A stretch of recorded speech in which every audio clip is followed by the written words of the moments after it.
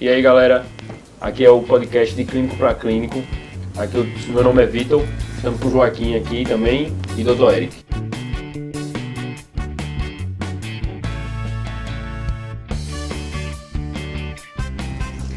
Dr. Eric é médico endocrinologista, preceptor e vice-supervisor da residência de endocrinologia e metabologia do HC da UFPE.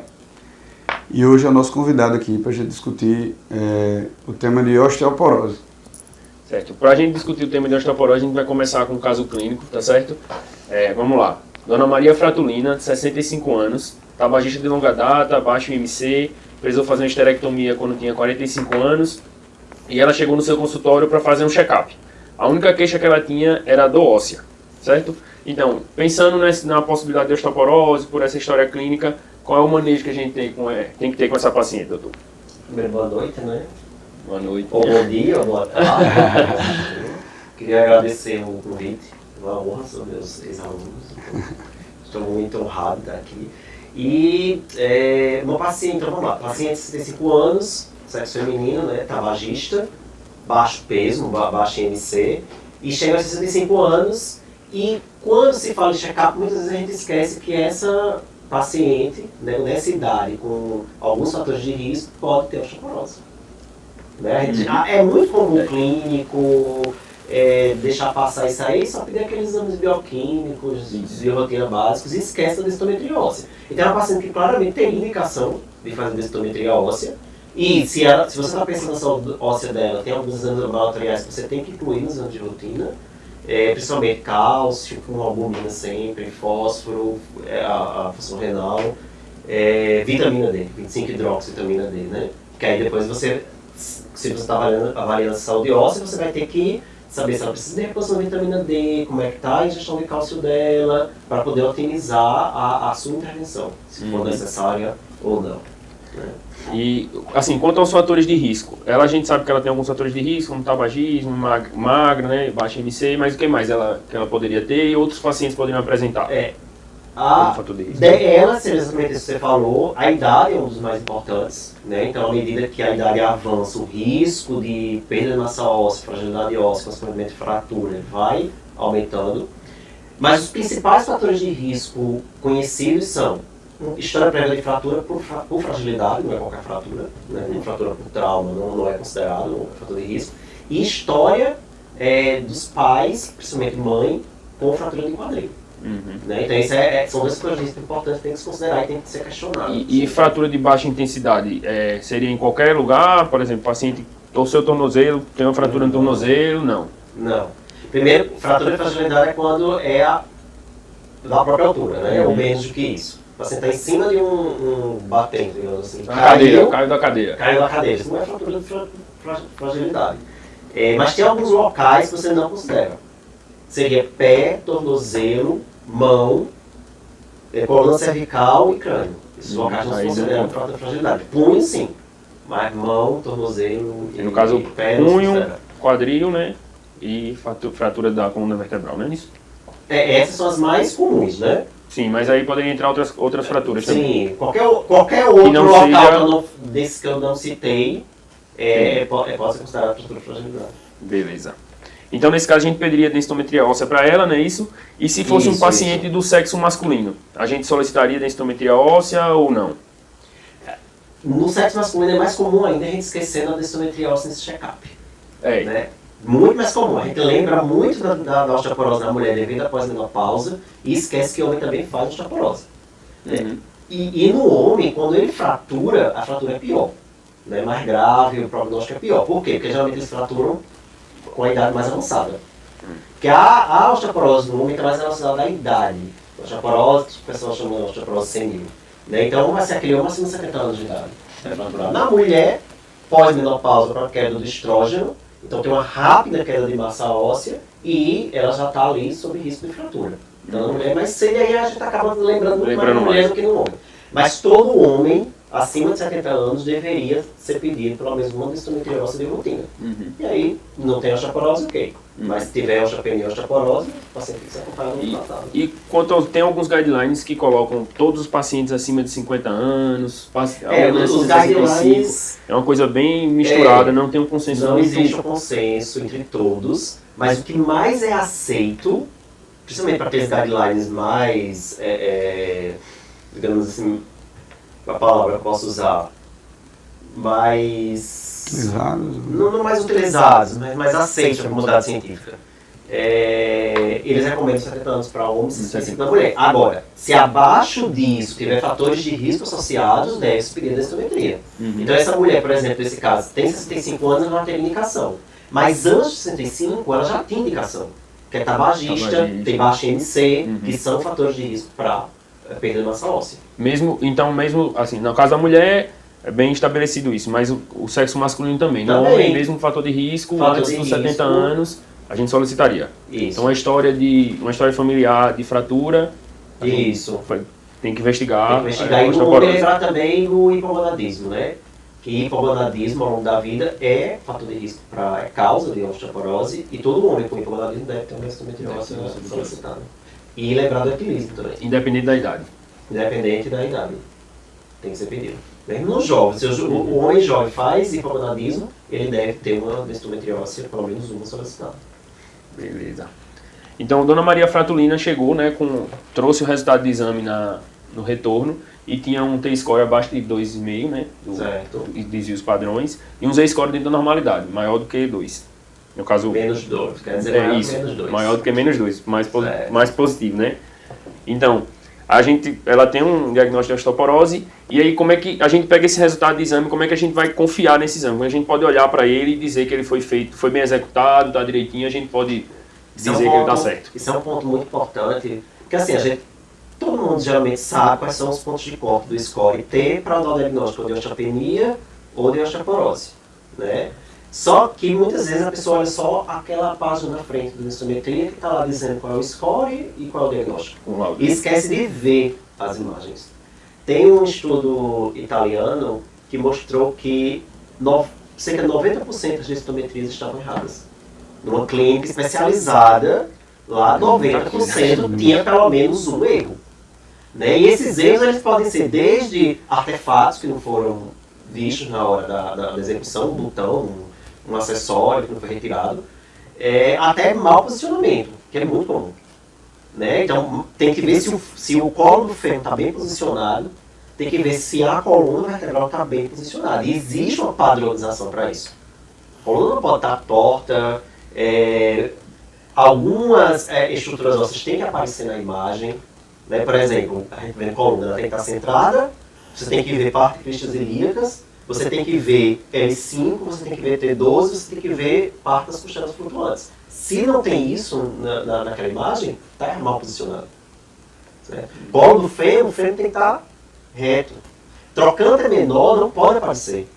Por quê? Porque na hora de fazer o exame tem que fazer uma rotação medial do membro, que foi escolhido para medir a densidade óssea. Como é que você sabe que foi feita essa rotação medial?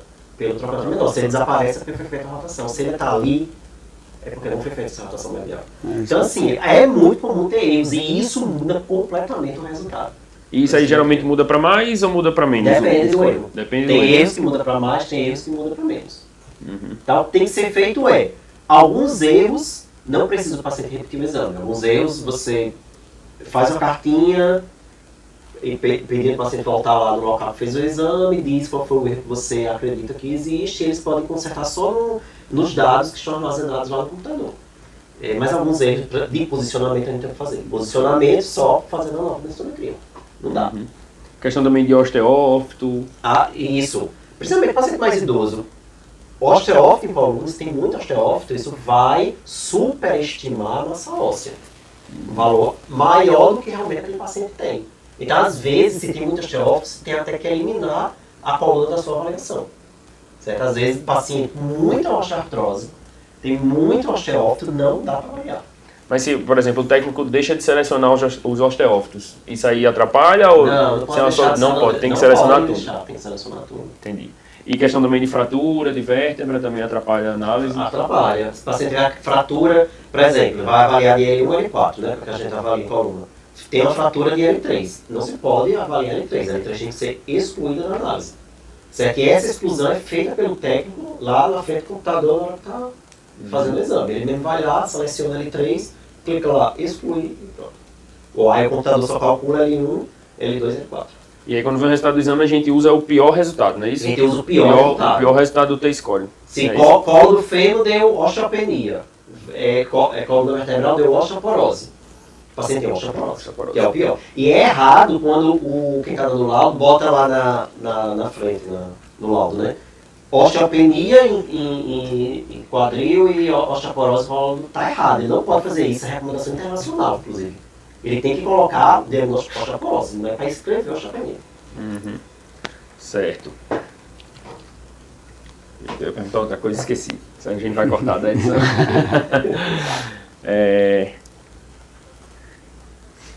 Sim. E para que serve o Z-score? Acho que era isso. Era isso que eu ia perguntar. Eu também perguntando naquela hora. Então, assim, você frisou que essa paciente está com score T abaixo de 2,5. Então, ok, ela tem osteoporose. E você falou do Z-score, né? O que é que a gente usa para quê esse Z-score? Então, a gente tem que lembrar que quando a gente está falando T-score, eu estou comparando aquela pessoa, então aí essa senhora, estou comparando ela com a média, a densidade mineral óssea média dos adultos jovens, certo? Os jovens em que época? No final da segunda década, que é o pico de massa óssea. Então, estou comparando com o pico de massa óssea, certo? É um desvio padrão em relação a essa faixa etária. Quando eu vejo o Z-score, eu estou comparando ela à média das mulheres da mesma idade. Então, eu estou comparando com a mesma idade. Se o Z-score é muito baixo, se ela está muito abaixo das mulheres da mesma idade, isso chama a atenção para uma causa secundária. Então, talvez não seja só uma menopausa, uma osteoporose pós-menopausa. Deve ser investigado com mais afinco uma causa secundária para ela, certo? E isso é uma recomendação, praticamente todos os guidelines, mas não existe também, vou frisar, um estudo que comprovou que a maioria dos pacientes com ZH2 tem uma causa, mais prevalência de causa secundária, mas é uma recomendação, embora não tenha um estudo comprovando. E assim, quais as principais causas que a gente investigaria, no caso, se o paciente tivesse com um Z-score abaixo do... O que a gente tem que lembrar de causas secundárias, né? Então, hiperparatiroidismo. Então, lembra que eu falei que se vai pedir a densitometria, peça logo cálcio, albumina, porque aí você já vai saber se o paciente tem uma hipercalcemia ou não. Então, hiperparatiroidismo primário. Síndrome de Cushing, então tem que ver se o paciente tem algum estigma, pode chamar a atenção, às vezes um Cushing subclínico, aquele paciente que tem osteoporose, tem diabetes, tem hipertensão, né? Que é com 3 doenças comuns, mas que podem estar interligadas a um hipercortisolismo. Então seria algo a pensar. Doença celíaca, que só esquece muito, principalmente essa paciente que tem baixo peso. Essa paciente tem que ser investigada para a doença celíaca. É pós-menopausa, tem fator de risco, ela é tabagista, mas faz parte do screening você afastar dessa celíaca. E outras doenças desabsortivas também. Qualquer doença desabsortiva, certo? Hipertireoidismo também é causa, a função tireoidiana tem que ser pedida.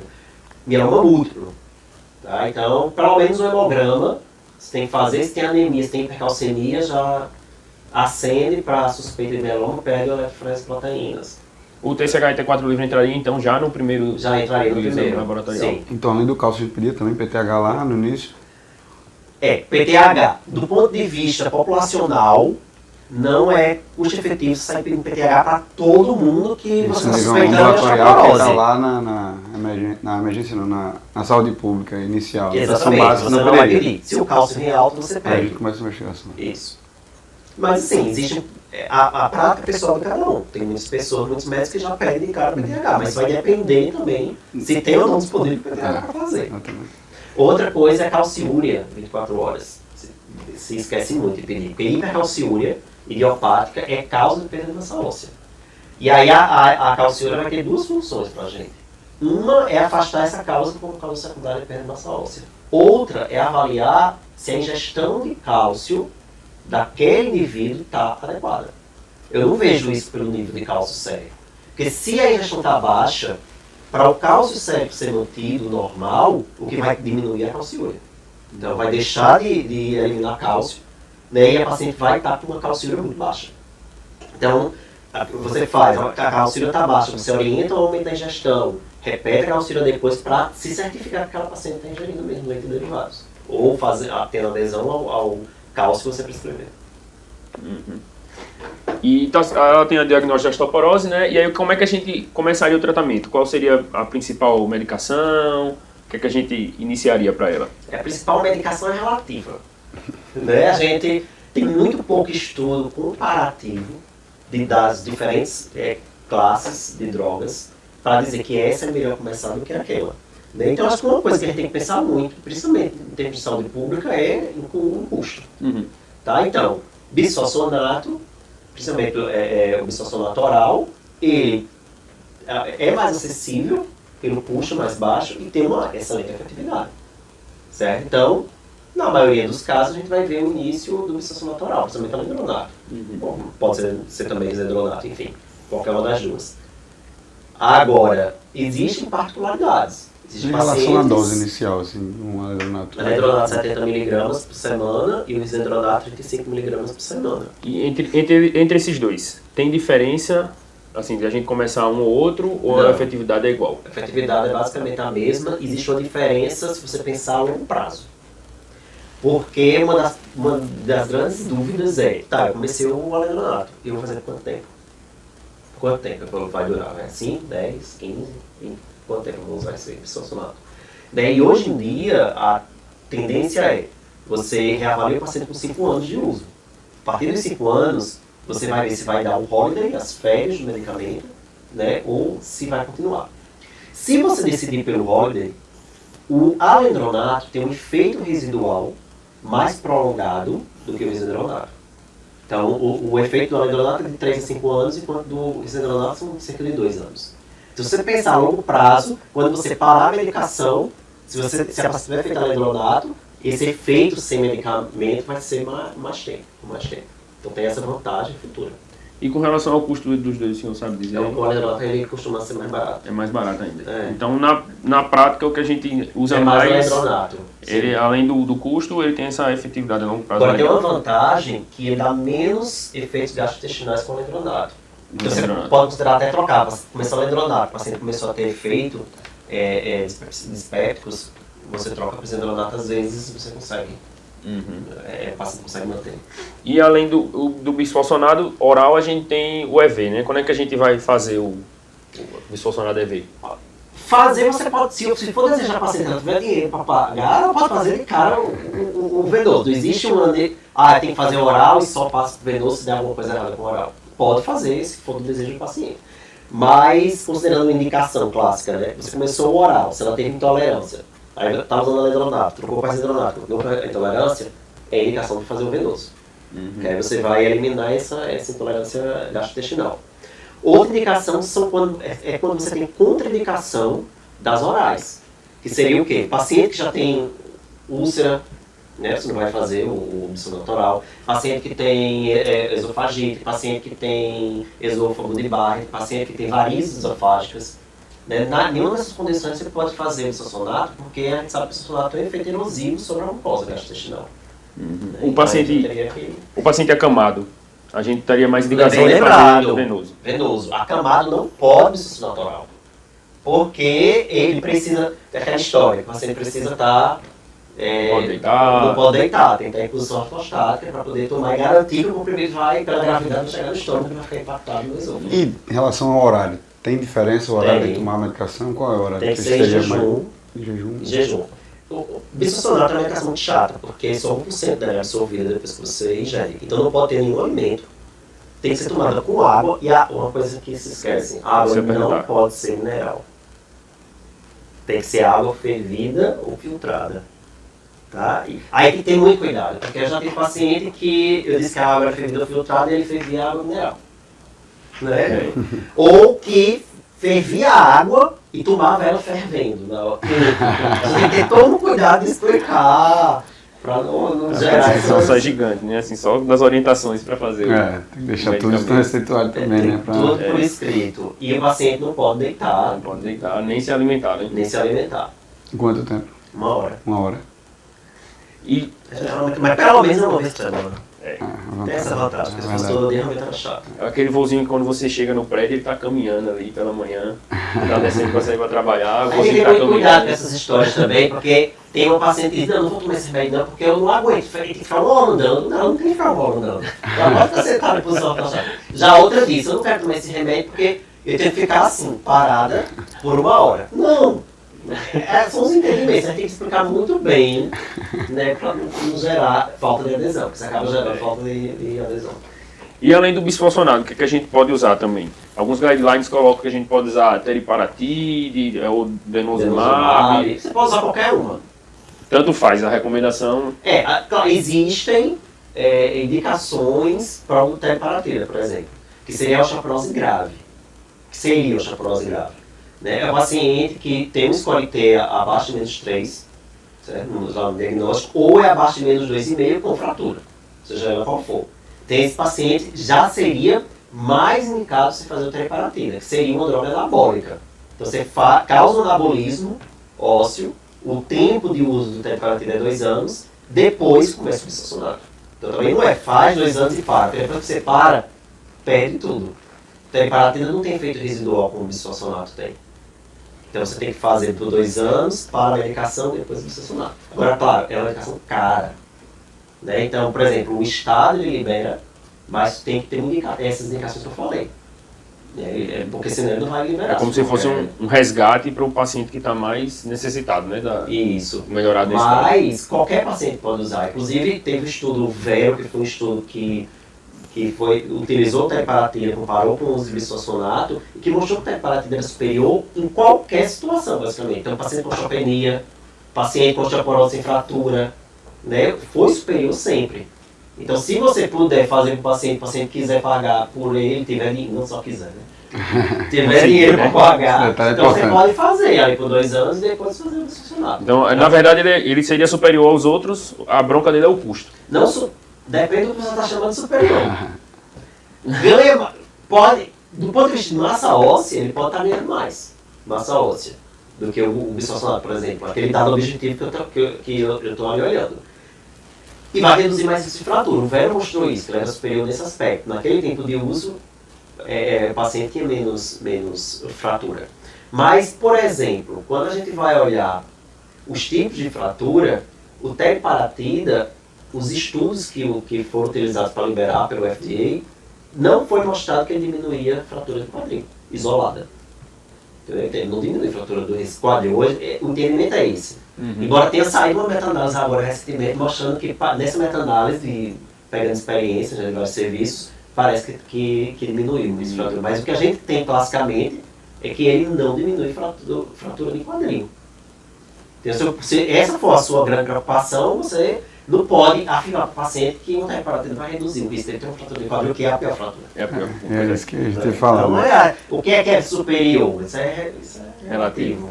Fratura de quadril tem uma morbidade muito grande. Então, assim, é realmente que a gente tem mais medo do paciente com osteoporose. E o denosumab? Isso Agora, é melhor o denosumab ou o bisfosfonato? Não tem essa resposta. Não tem esse estudo que comparou os dois e foi ver no futuro que fraturava. Em relação a custo, o denosumab é algo... Como é que tem custo? O denosumab faz uma aplicação a cada 6 meses, certo? E o custo está saindo em torno de R$900, R$800, R$900 por aí. Na ortopedia faz uso do denosumab no tumor de células gigantes. E toda vez que a gente pede o paciente, ele tem que entrar na justiça, aquele programa judicial, enfim, porque realmente é uma aplicação difícil. Era 600, que ficava 100 por mês, aí a mesma forma aumentando, hoje tem de R$800. E o denosumab, o tempo de uso é indefinido, a gente não sabe ainda por quanto tempo, porque os estudos, o estudo que é o Freedom, o último dado que saiu de 10 anos, ele passa a continuar ganhando massa óssea. Se você olhar a curva, é ascendente, a curva ascendente, não atinge um platô ainda, a gente não sabe por quantos anos se atinge um platô. Então não para de usar, né? Porque se para de usar... É problema. O paciente tem que ser orientado e hoje em dia a gente tem colocado na receita, quando passa, não suspender por conta própria sem a avaliação médica. Porque quando você suspende o denosumab abruptamente, o paciente ele pode fazer múltiplas fraturas vertebrais. De rebote, é um efeito de rebote. Você com o denosumab causa uma antirradioabsorção E quando você tira, essa reabsorção aumenta de vez e o paciente faz fraturas múltiplas. E aí a recomendação é, parou, tem que fazer absorção depois. Você não pode parar o denosumab, deixa pra lá. Primeiro porque vai cair, volta a densidade mineral óssea de base, a massa óssea vai ficar igual como era antes. E aí vai ainda com risco de fratura imediata, assim, logo depois que para. Tem que ter esse cuidado. Então a gente começaria para Dona Maria Fratulina... Eu começaria o bisfosfonato oral. Bisfosfonato. Né? Eu ia ficar feliz que ele ia pesar muito no bolso dela e eu sei que tem uma atividade boa. Claro, lembrando da função renal. A função renal tem que estar acima de 30. O clearance e creatina acima de 30. E aí a gente prescreveu o alendronato para ela, e quando é que a gente solicitaria para ela voltar para fazer esse segmento do paciente com osteoporose? Para o segmento, a solicitação de densitometria, para você saber se está funcionando ou não o tratamento, seria com um ano. Certo? Mas o paciente tem que voltar antes, você precisa fazer a avaliação dela, não só de adesão do medicamento, como alguns parâmetros laboratoriais, principalmente vitamina D. Se essa paciente está fazendo bisfosfonato e está com o índice de vitamina D abaixo de 20, ela não vai responder ao tratamento. Você tem que otimizar isso. Certo? Inclusive, lembrar que você só deve iniciar o bisfosfonato depois que a vitamina D está acima, pelo menos de 20. Porque se ela estiver abaixo disso, você fazer bisfosfonato aumenta o risco de hipocalcemia. Então você otimiza a vitamina D, inicia o bisfosfonato, ela pode voltar por 6 meses, trazendo uma nova vitamina D. Tá tudo bem, ok, mantém, está se dando bem com a medicação, avalia a adesão e a avaliação de ingestão de cálcio, seja a suplementos que você esteja fazendo, seja através da dieta. Então, no caso, se Maria Fratulina tivesse uma vitamina D de 20, como é que a gente iniciaria? Assim, qual dose a gente começaria? Se ela tiver 20, você pode fazer 14 mil por semana, certo? Ou 2 mil unidades por dia. E reavaliar 6 meses. E reavaliar. Se você está iniciando porque está baixo, o melhor é reavaliar por 3 meses. Certo? Se já está otimizada, aí você pode passar para 6 meses. Agora, se ela tiver uma deficiência mais severa, se ela está abaixo de 15, você tem que fazer dose de ataque de 50 mil unidades por semana. Faz isso por 2 meses, reavalia a vitamina D, subiu, baixa a dose e aí passa mais esse tempo de reavaliação. Não subiu ainda, por muito baixa, repeta o ataque por mais 2 meses. E reavalia por 2 meses. No caso, quando baixar a dose, mantém 14 mil por semana. Mantém 14 mil por semana, isso é relativo, se o paciente está com 35, 36, você pode manter 1.000 por semana. Se está 20 e pouco, ainda muito perto ali do 30, 2 mil por dia ou 14 mil por semana. E a gente sempre suplementa com cálcio também junto? Sempre não, o melhor é dieta. Então fazer suplementação com cápsulas e preparações de cálcio. O mais recomendado hoje em dia é que você faça essa reposição não com suplementos, mas com a dieta mesmo, leite e derivados. Então como é que a gente faz a conta para a gente saber e orientar o paciente quanto ele deve consumir, de quais alimentos, para a gente saber que ele está tomando quantidade suficiente de cálcio? Trabalha com porções. Certo? Então, o que é ingestão de cálcio adequada para esse paciente? 1.000 a 1.200 miligramas de cálcio elementar por dia. Então, 1.200 nessa paciente, tá? Nessa paciente. Mais de 65 anos, isso, essa paciente vai precisar de 1.200. Aí isso representa... 1.000 a 1.200. Então você trabalha com porções de leite e derivados. O que é uma porção? Um copo de leite, uma fatia de queijo, um pote de iogurte, um prato de papa. São porções. E aí a paciente tem que consumir pelo menos 4 porções, porque cada porção dessa tem 300 miligramas. Então você vai estar aproximado, claro. Vai variar, até porque o que é um copo, qual é a espessura dessa fatia, isso varia, mas você tem uma noção.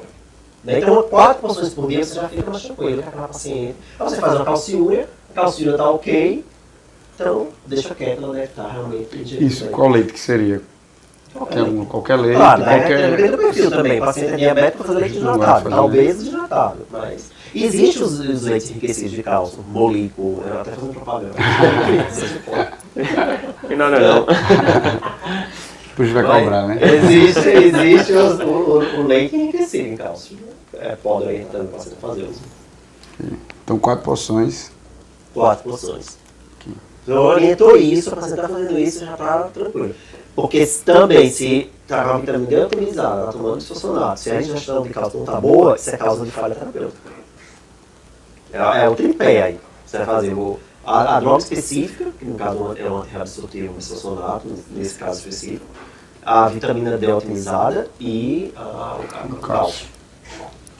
E com relação ao exercício físico? com a orientação. Pode fazer academia. Falei tripé, mas posso expandir para 4, porque a atividade física é importante.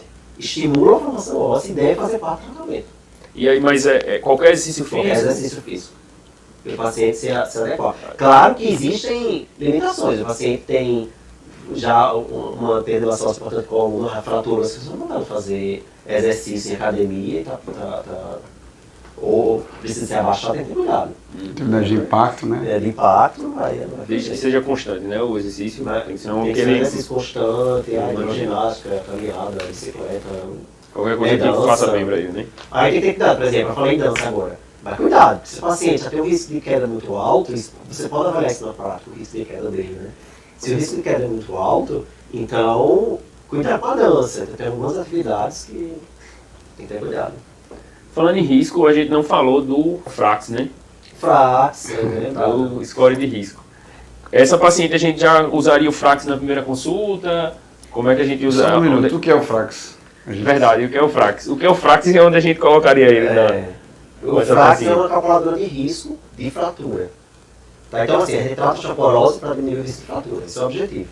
Então, quando eu pego um paciente, por exemplo, que eu faço a densitometria óssea e a densitometria vem com osteopenia, eu vou precisar calcular o FRAX. Então, se essa paciente específica já chegou para a gente com a densitometria, eu não preciso calcular o FRAX para ela.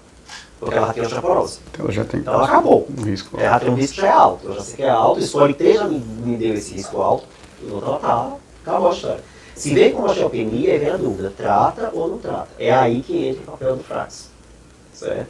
Ou você vai calcular o risco de dois tipos de fratura. Fratura de quadril, que é a de maior mortalidade, então tem um braço só para fratura de quadril, e fraturas maiores. Certo? Fraturas maiores, que na verdade é uma tradução errada, seria em inglês majors, então fraturas principais, gerais, qualquer fratura.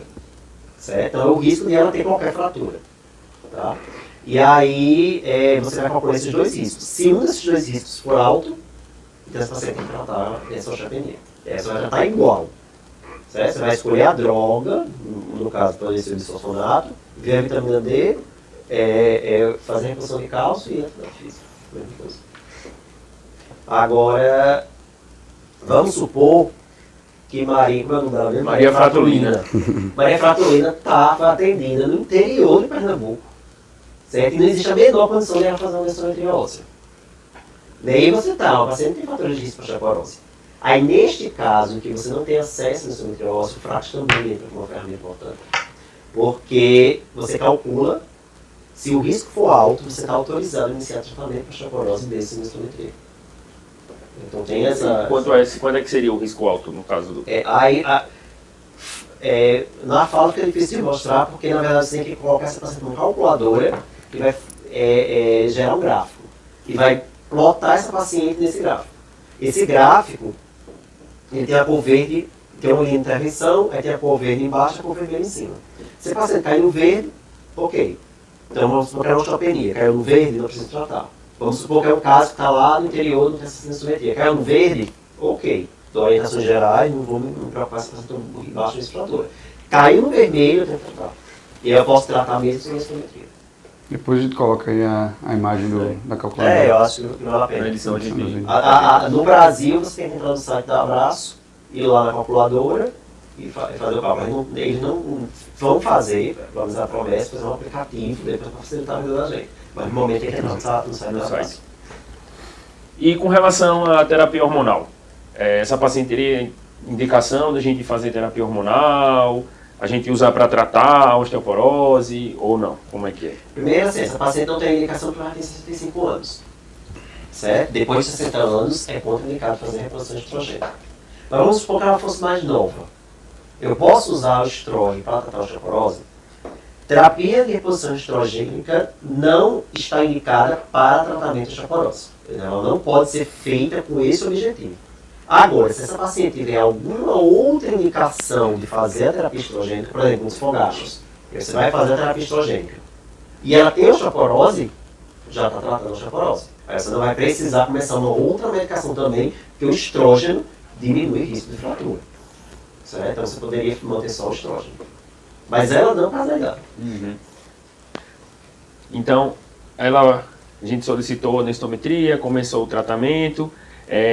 Quando a gente, no follow-up dela, como é que a gente avalia se ela está tendo uma recuperação? Isso aqui a gente esqueceu de perguntar no segmento. Como é que a gente, quando ela trouxer a densitometria que a gente solicitar com 1 ano, como é que a gente avalia se ela teve uma melhora, se não está fazendo diferença, se continua perdendo massa óssea? Como é que a gente dá uma olhadinha na densitometria para ver isso? Antes, assim, 1 ano é o que a gente usa geralmente, mas existem alguns guidelines que recomendam que a pessoa só volta com 2 anos. Né? E existe uma tendência para no Reino Unido, nem densitometria vai ser mais feita para acompanhar. Eles vão usar um marcador de formação óssea. Eles estão usando que eles viram que é custo efetivo. Ou seja, não é muito longe da realidade da gente. O que é que a gente faz? Densitometria óssea com 1 ano. O que é que eu não faço com 2? A gente tem muito problema de adesão. Eu não vou fazer esse paciente fazer densitometria óssea com 2 anos só, porque esse paciente vai parar o medicamento. Então, a densitometria é um dado objetivo que eu tenho como mostrar a ele. Tá ganhando. Aí ele vai, vou manter a medicação que está fazendo efeito. E o que a gente tem que ver? A gente tem que ver a variação. A gente tem que olhar a densidade mineral óssea antes e depois e ver se houve variação significativa. Certo? Por que eu estou dizendo significativa? Porque às vezes há uma variação, mas é uma variação inerente ao aparelho. Então, se eu fizer a densitometria hoje e eu fizer a densitometria amanhã, vai dar valores diferentes. Não vai dar exatamente o mesmo valor. Né? E até que ponto essa variação ela é significativa ou não. Então, deveria ser de responsabilidade de cada serviço de densitometria colocar lá no laudo do exame qual é a variação a partir da qual é significativa. Então, a partir de uma variação de tanto, então era 0,1, passou para 0,2. Isso é significativo ou não? Aí você vai olhar lá. A mínima variação significativa é de 0,08. Então, se foi de 0,1 para 0,2, ultrapassou 0,08. Então, é significativo. Entendeu? Se não ultrapassar, então não é significativo. Então, essa variação, ela é dependente do aparelho que fez a densitometria. Do aparelho. E, por isso, eu não posso jamais comparar densitometrias feitas em locais diferentes. Então, teve uma densitometria, deu o diagnóstico, comecei a tratar, o próximo densitometria tem que ser no mesmo lugar. Porque se for num lugar diferente, acabou a comparação. Não vou saber dizer para essa paciente se ela está ganhando, perdendo ou não tendo massa óssea choque.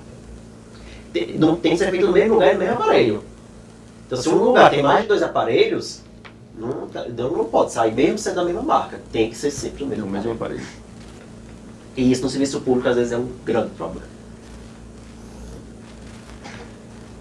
E aí a gente então prescreveu, né, o alendronato para a dona Maria Fratulina, mas ela não fez nada. Desapareceu do consultório, não voltou, não fez o tratamento. E aí 3 anos depois, quando ela tinha 68 anos, ela deu entrada na emergência com dor no quadril direito, limitação do movimento, uma rotação externa, encurtamento do membro inferior direito e de uma mobilização. É a sua realidade, né? Depois que ela escorregou no pano de chão da casa e teve uma queda. Então, nesse caso, essa paciente, a gente vai atender ela na emergência, fratura de fêmur, né? A gente já começaria o tratamento para ela ou não? Internada, não. Assim, o ideal recomendo que espere pelo menos 3 meses, porque há um medo de atrapalhar a consolidação da fratura. Com 3 meses parece ser isenta desse problema. Então você iniciaria 3 meses depois. Agora, claro, você já vai pedir uma densitometria se ela não tiver feito. Ou se ela tiver feito 65 anos, já está com 68, vamos pedir uma agora, porque eu sei que vou começar o tratamento para ela. Então tem que ter uma basal. Então pedir a densitometria, ver a avaliação do metabolismo do cálcio, ver cálcio, fósforo, ver vitamina D, como é que está. Isso tudo já deve ser feito ali para já orientar o tratamento que ela vai provavelmente iniciar. E nesse caso aí, que ela volta 3 anos depois já com a fratura, e a gente já sabe que pela densitometria ela tem uma osteoporose, ela teria indicação de teriparatida. Seria muito bem indicado. Porque é uma osteoporose grave já, uma fratura de quadril. Faz teriparatida por 2 anos, se tiver como fazer, claro, e depois inicia o biossolvente. A fratura do fêmur proximal, 90% dos pacientes realmente acontece essa fratura após um trauma de baixa energia. Então, realmente, esse paciente tem uma fratura característica do paciente idoso, da osteoporose. E, assim, o mais importante é a alta mortalidade dessa fratura. Então, esse paciente dá entrada num centro, numa emergência, por exemplo, e muitas vezes ele tem que ser operado em 48 horas ou 72 horas. Por que isso? Porque esse paciente, quanto mais tempo acamado, esse paciente, quando tem uma fratura fêmur proximal, ele não vai conseguir deambular. Então, assim, esse paciente pode evoluir com trombose, TVP, TEP, infecção urinária, infecção pulmonar, e aí realmente o quadro vai complicando, inclusive até para fazer cirurgia. Então, quanto antes a gente, o grupo ortopédico, conseguir fazer a cirurgia desse paciente, melhor os resultados, tanto para a fratura quanto para paciente de modo geral. E a transtrocantérica, que eu acho que foi o diagnóstico que veio aí, né? Essa é a fratura da região trocantérica, entre trocante maior e menor, e realmente é uma das fraturas que mais se opera em todo o centro ortopédico. Aí, se não tem um dado dos Estados Unidos, um livro, texto nosso de ortopedia, que é o Rock Hilder, quem está vendo aí que é de ortopedia conhece ele mais do que tudo. Ele fala que é uma das fraturas mais operadas, então realmente é algo que a gente, não só o endocrinologista, o clínico, mas o ortopedista tem que ficar ligado quanto tanto a fratura, mas quanto a prevenção da fratura, que eu acho que é um dos pontos mais importantes desse podcast aqui, dessa conversa. É prevenção e a gente como médico se lembrar disso, porque a gente vive a realidade, né? Você como ortopedista está lá no centro recebendo essas pacientes com fratura, que sabe que tem uma mortalidade alta. Mas o que é que aquelas pacientes poderiam ter evitado essa fratura? Assim, então isso parte desde ali da atenção básica, na verdade. Começa ali a prevenir, a explicar, a orientar a ingestão de leite, a solicitar uma densitometria se for o caso. Orientar a questão da propriocepção. Às vezes o paciente idoso, ele não perde um pouco o equilíbrio, a questão muscular, porque, por exemplo, essas fraturas, o paciente cai sobre o trocante, é uma queda da própria altura mesmo, ele não tem apoio muscular, então, associado à fragilidade óssea, a falta da propriocepção, gera fratura, e aí a gente vai... A questão da sarcopenia. É o idoso sarcopênico, e aí a atividade física ao longo da vida vai prevenir a prevenção isso aí. Primária lá, né? Começa lá cedo. E não esquecer da ingestão de leite derivado, porque tem que ter muito cuidado com a modinha de não, leite faz mal, leite faz mal, e aí esses pacientes vão ter maior risco de fratura no futuro. Eu estou ingerindo leite, é uma realidade, isso vai acontecer. E negativamente não é só leite que tem cálcio não, folhas verdes. Se o paciente não quer leite de jeito nenhum, não pode ter intolerância, folhas verdes, pode ter, agora vai ter que ser muita folha verde no dia. Aí tem que fazer uma horta.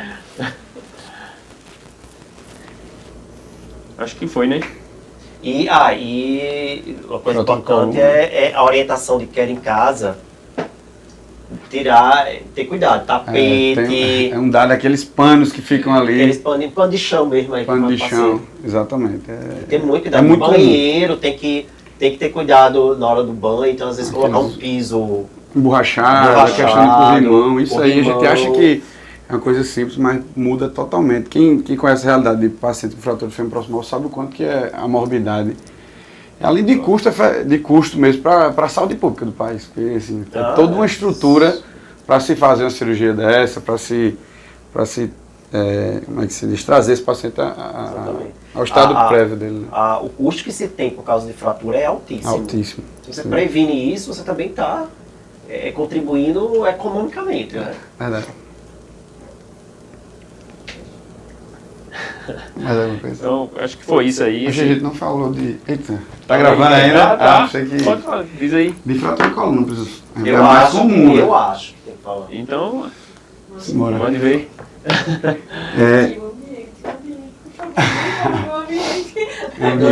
Do quê? Eu fiquei, por favor, quase que eu faço assim, no ambiente. Sim, dessa questão de... Vai lá, vamos. Então, fratura de coluna é a fratura mais comum que acontece no paciente osteoporótico. Então, muitas vezes é até assintomático.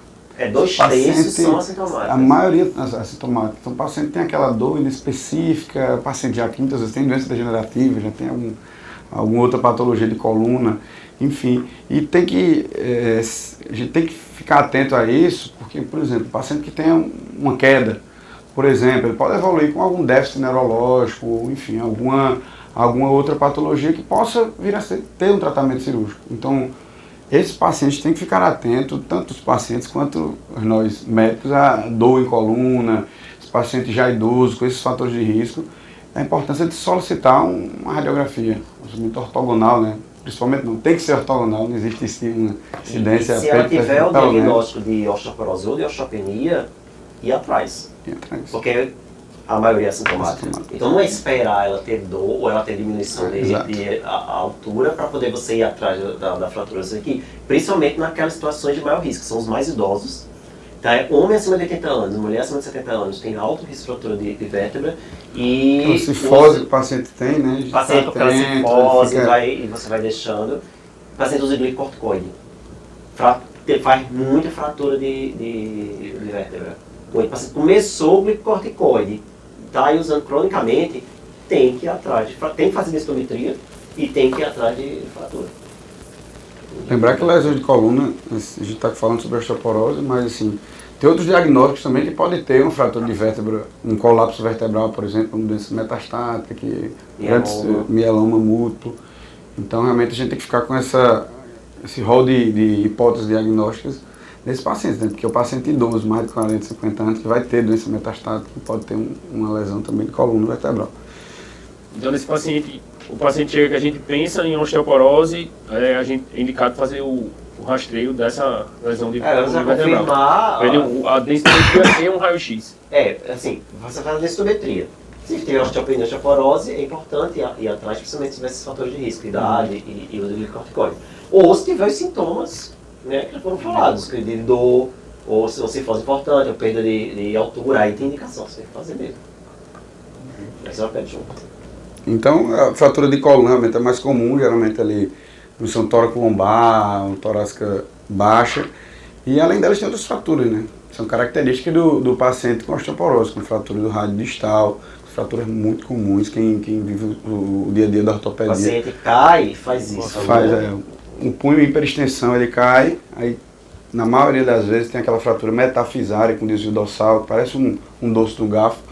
Então essa fratura, apesar da morbidade menor, mas pode gerar tanto rigidez articular, prejudicar a qualidade de vida do paciente, até uma lesão neurológica, enfim, exposição óssea é muito comum, paciente idoso também, um trauma de baixa energia, mas tem um desvio tão grande que acaba expondo, então assim, muitas vezes pode vir a ter até tratamento cirúrgico. Então, além da coluna, tem outros sítios aí, o meio proximal, que também tem que ficar... E tem que ficar atento também, porque uma vez que teve uma, mesmo sendo uma de menor mortalidade, mas essa já vai aumentar muito a chance de uma outra. E aí tem a outra, aí vai se multiplicando, é quase progressão geométrica mesmo. O risco ele vai se multiplicando. Então, fratura de vértebra aumenta o risco de outra fratura de vértebra, que aí que você tem, já aumenta mais ainda o risco de outros vertebras fraturarem. O UpToDate traz que ele fala que uma vértebra, a partir de você ter a primeira fratura de vértebra, você tem 4 vezes mais chance de ter já a segunda, então assim, imagina que isso vai... Falando em rádio distal, a gente pode fazer densitometria também do rádio, não é isso? Pode fazer densitometria do rádio distal. Qual a indicação que a gente teria para a gente solicitar especificamente do rádio distal? Duas indicações clássicas. Uma é paciente com hiperparatiroidismo primário. Se ele tem hiperparatiroidismo primário, tem que fazer rádio distal. Porque a perda de osso no hiperpara e massa óssea é mais de osso cortical. E aí você vai ver melhor osso cortical em antebraço distal do que em vértebra ou do que no colo do fêmur. E a outra indicação eu até ter citado antes, que às vezes você não pode usar a coluna, por exemplo, não tem muito osteófito. Né? Então quando você não puder mais usar aquele sítio, ou por exemplo, o paciente fez uma fratura bilateral de quadril, tem prótese bilateral. Não posso mais usar quadril, eu vou usar só coluna, aí eu posso ter como segunda opção o rádio distal. Até quando eu não posso usar um dos outros sítios clássicos, ou quando o paciente tem hiperparatiroidismo primário. Então, essas indicações clássicas. Que... Alguma coisa? Fechou? Agradeço. Haloxifeno, quer falar? Tem o haloxifeno. Vocês veem aí se vai editar ou não. A gente edita, a gente ajeita. Mas entrar no tratamento, né? Porque tem o haloxifeno, ele é indicado no tratamento. Quando usar, quando não usar. E aí quando é que a gente usa o haloxifeno? Eu não uso nunca. A indicação clássica do haloxifeno é paciente com risco de câncer de mama ou que tem a história de câncer de mama, que a gente sabe que o haloxifeno vai agir como um efeito antiestrogênico na mama, e tem uma perda de massa óssea predominante em coluna. Tá? Por que em coluna? Porque o haloxifeno só diminui o risco de fratura vertebral. Só. Não diminui a fratura de quadril ou de qualquer outra fratura. É só de fratura vertebral. Então assim, eu não gosto muito de usar porque eu não quero diminuir o risco de fratura vertebral. mesmo que o paciente tenha uma perturbação óssea exclusiva na coluna, mas tem osteoporose, de osteoporose, e isso já aumenta o risco de ter outra fratura. Então eu não gosto porque eu quero diminuir todos os riscos. Se eu posso usar lendronato, por que eu vou usar o oxifeno? Tem que lembrar que, como você falou, ele reduz o risco da fratura de coluna, né? Então, assim, a fratura de coluna, na maioria das vezes, é tratada conservador. Então, você pode usar colete, analgesia, enfim. Na maioria das vezes, tratada conservador. E a fratura que tem a maior morbidade não é a fratura da coluna, é a fratura do quadril. Então, realmente, tem essa questão. É a mesma coisa do ibandronato. Ibandronato para osteoporose eu não uso. Porque só diminui a fratura de coluna. Não diminui as outras. Então, assim, se eu tenho uma medicação que é acessível e que diminui o risco de qualquer fratura, eu prefiro usar. Que ainda usa uma vez por semana, o lendronato, fazendo propaganda não, mas... Assim, a gente agradece, principalmente ao Dr. Eric. É um prazer imenso estar com o nosso professor lá atrás, em Campina Grande. E assim, para mim, para a gente aqui do QualisMed, assim, foi a primeira pessoa que a gente pensou quando a gente idealizou esse projeto aqui. E agradeço demais poder compartilhar aí um pouco aí da nossa... Ter aceitado o convite. Aceitado o convite. Eu que agradeço. Ajudado a fazer esse material aí sensacional que a gente vai divulgar. E aí? E esse foi o nosso primeiro podcast de Clínico para Clínico. E se você curtiu, deixa o joinha aí, marca os amigos e compartilha. Doutor, quer dar mais uma palavra aqui? Final? Eu acho que a mensagem que fica é prevenção, é lembrar que a doença existe, que é uma doença de alta mortalidade, de alto custo. E se a gente prevenir, a gente já vai estar ajudando bastante aí, não só o paciente, mas a saúde pública. Então, prevenção é a palavra. Esse podcast tem como objetivo a educação de profissionais médicos. Se você é paciente e está com dúvidas sobre alguma patologia, procure seu clínico.